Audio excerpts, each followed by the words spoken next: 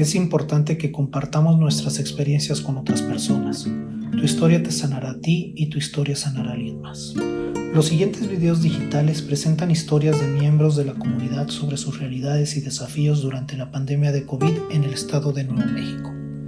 Las historias digitales son un método para que los miembros de la comunidad ofrezcan sus propias narrativas orales y visuales que se basan en los conocimientos y tradiciones culturales y comunitarias. Tómese el tiempo para ver estas historias, sentir su impacto y pensar en sus propias experiencias y las acciones que podemos tomar juntos para apoyar la recuperación y el bienestar de la comunidad, basados en valores compartidos de compasión, cuidado y equidad.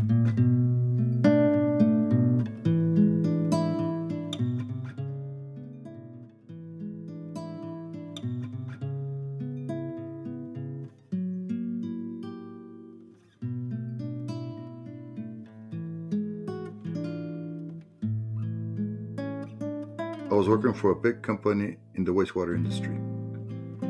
Our plant worked 24/7, and there is no way to stop the process. Hence, I became an essential employee. We were having meetings after meetings on safety and how to take care of ourselves and family. Employees were getting infected left and right. The company started to panic. Because the plant process needed to continue, we couldn't stop plant operation. My son was a 6th grader at La Union Elementary when the governor gave the order to shift to remote learning. The school counselor contacted every parent through phone calls to assess which families needed Chromebooks, and parents called other parents to make sure everyone got what they needed. Friends and neighbors would check in with each other and talked about how hard it was to not be able to physically check in with our aging parents.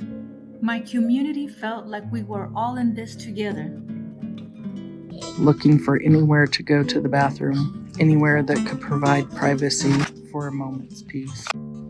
Hanging with my dog on the weekend because he was the only one not afraid of getting COVID. I had to reevaluate my self-care and mental wellness. Today, I am learning to deal with my anxiety, stress, and family responsibilities in a healthy way and know that I am one person and cannot do everything all the time. The company made it possible to send employees to get vaccinated. In the meantime, they decided to split the employee shifts so that we had a better chance of not getting infected and we could continue to do our job. We would wear masks and wash our hands regularly. The only time I knew what a surgical mask really was when I was outside. The vaccinations have arrived. Healthcare workers were lucky enough to be some of the first to get vaccinated. Gave me one more light of hope. I was offered the vaccine, but my family didn't have that option. I felt getting vaccinated would be beneficial. Even after getting vaccinated, when my partner and I would go shopping, we would still wear our masks out, socially distance, and sanitize our groceries when we would get home. My job is to make sure everybody has the necessary information to make their own personal decision. And I will respect and honor that for every individual. We all have the free will to decide and accept the consequences of our own decisions. If I want my loved ones and my community to be safe, I have to forget about the rumors that circulate on social media and really had to follow the recommendations of our health organizations, since the goal is to protect us. Calling families, letting them know their loved one is okay, that hopefully someday there'll be a light at the end of the tunnel, or maybe the sun will just come out. Joel was not feeling well. On Christmas Day, I went to their home. She said my brother would not be coming down. He was too sick. On Sunday, she called to tell me that he was in the hospital in ICU. Because of COVID, only his wife could be with him. 9 days passed. She called again. He would not be surviving COVID. I cried. Why didn't he get vaccinated? He died on January 3rd, 2022, leaving behind his wife and 3 daughters. I am unvaccinated. I don't have the document that gives you value nowadays.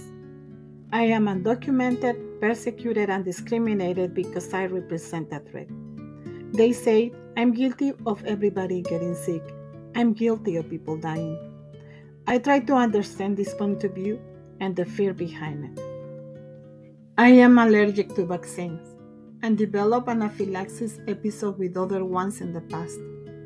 If I get this one, I will put my life in danger. I made a calculated risk and didn't get the vaccine. I know I can get COVID, and I also know that I can get very sick and die. April 30th, 2020. I wake up to a missed call. Mi abuela se nos fue. She had a heart attack. May 1st, another missed call. My dad dies of a heart attack 2 hours later. My grandpa, my mom's dad, dies July 17th, 2020. My husband takes our son to the hospital. Our son dies. Duchenne muscular dystrophy. It was hard and stressful. Social isolation measures became critical to protecting me and our entry community.